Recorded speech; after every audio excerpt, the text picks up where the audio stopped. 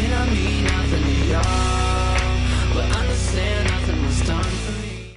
Hey guys, this is SlantedPillow here. What's up? Welcome to another video of mine.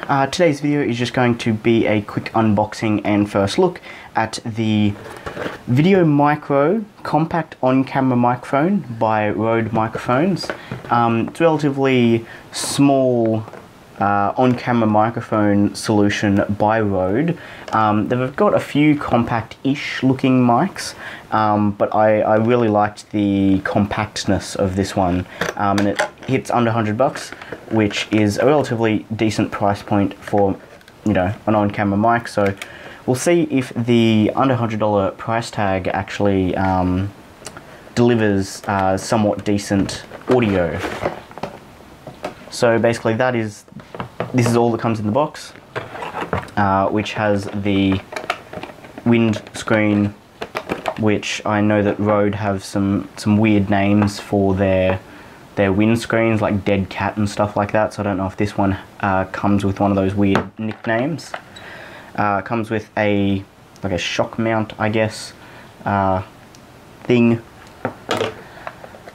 A little quick start guide. Yeah, quick start guide in the box, as well as obviously the basic connector.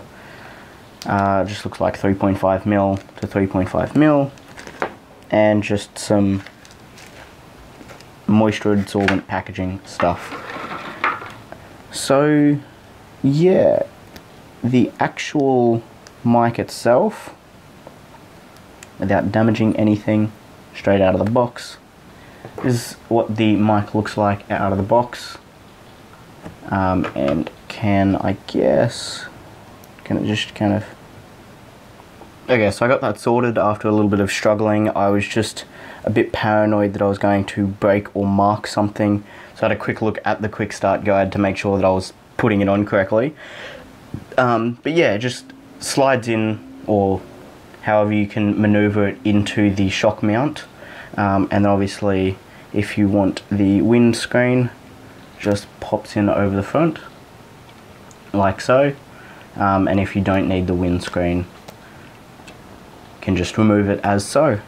I do have my second camera handy, which I'll just quickly throw on.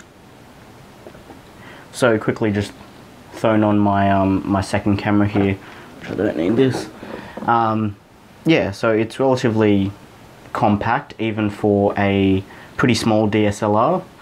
It could even, I guess, not look too ridiculous on like a compact camera smaller than this. So this is a pretty small, this is the D3200 by Nikon, which is one of the smaller DSLR bodies. I'm pretty sure it's the smallest bar like a compact camera. But yeah, it doesn't look too over the top, really. And even if I was to throw on the windscreen, looks a little bit funny, but not overly ridiculous, especially on such a small body. My main camera that I'm using to film this, the D5500 with the Sigma 18 to 50mm, no, 17 to 50mm, is a bit of a larger body, so even if I was using it with that, it wouldn't look that bad either, especially when it's placed on a larger body. So yeah, all in all, it looks like a somewhat decent compact size, but I guess now is just a case of doing some sort of test, I guess, to see how it goes. So it's a quick first test with the VideoMicro microphone now that I've got connected up to my camera. Everything's on auto, which I know is a little bit of an iffy thing, where the camera can kind of like keep on changing the audio levels depending on how loud it is. So it's kind of good to kind of lock it in place with a with manual settings. But I just thought I'd do a quick auto test. I also still have my Rode SmartLav lavalier mic that's I've still got being used as well, which I'll probably cut back and forth from. This is kind of just generally how it sounds. I will do a quick test in just a split second back to my built-in D5500 stereo mic that it's got. But yeah, I guess I'll see how it sounds, and if it sounds any good with the built-in auto settings that it's got as well. But quickly, before I disconnect my Rode VideoMicro microphone, I just wanted to quickly take off the windscreen to see if that does any dramatic decrease in quality when it's not needed, because obviously it's for windy environments, but I just don't know if there's any decrease in quality. So this is now the VideoMicro without the windscreen.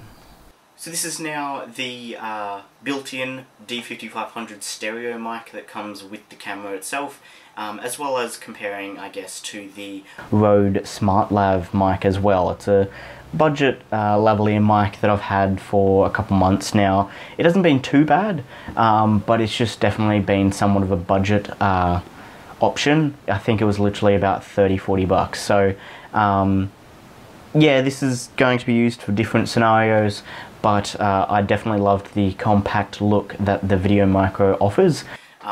So yeah, I will just quickly connect it back up as a final note for yeah, how it sounds. So yeah, just in closing, I wanted one final sound test with the VideoMicro microphone, just to see how it sounds. Again, this is without the windscreen, because that's probably how I'll be using it in most circumstances.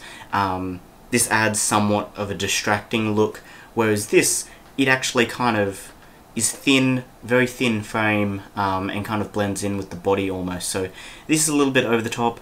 I wanted a discreet, very small microphone solution, which this, without the windscreen, definitely provides. The windscreen's a little over the top. So this is how I'll be using it most of the time. I may fiddle around with manual audio settings, which I hear is a lot better of an option because it doesn't keep on trying to change the audio levels depending on how loud you're being.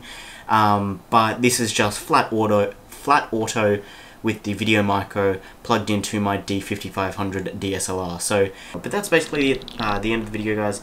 If you guys did enjoy the video at all, hit the like button and subscribe for future similar content. But that's going to be it for me, guys. Hopefully you guys enjoyed, and I guess I'll catch you in the next one. Bye.